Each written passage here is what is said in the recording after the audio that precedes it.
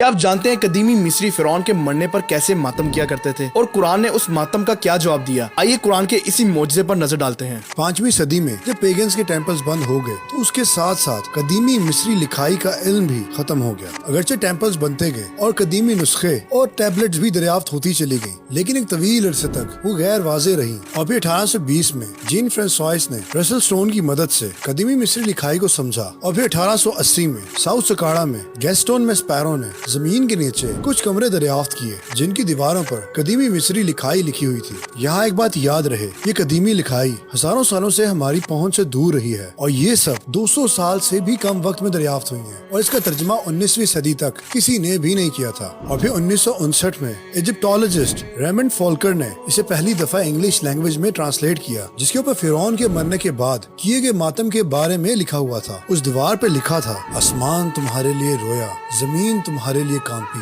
جب آپ ستارے کی طرح آسمان پر چڑھتے ہیں۔ لیکن کیا آپ جانتے ہیں کہ اللہ تعالیٰ نے اسی خراب عقیدے کا جواب قرآن میں دیا؟ اللہ تعالیٰ قرآن میں فرماتا ہے، پھر ان پر نہ تو آسمان کو اور زمین کو رونا آیا اور نہ ان کو مہلت دی گئی۔ اللہ اکبر! بے شک اللہ تعالیٰ قرآن میں فرماتا ہے، ہم ان قریب اعتراف میں بھی اور خود ان کی ذات میں بھی نشانیاں دکھائیں گے، یہاں تک کہ ان پہ حق واضح ہو جائے گا اور یہ چلا اٹھیں گے کہ قرآن حق ہے۔ کیا تم کو یہ کافی نہیں کہ تمہارا پروردگار ہر چیز سے واقف ہے؟ اللہ اکبر! بے شک اللہ تعالیٰ کی آج وہ نشانیاں ہم دیکھ رہے ہیں، اس لیے ہم کہتے ہیں غور کریں، کیونکہ غور کرنے والوں کے لیے نشانیاں ہیں۔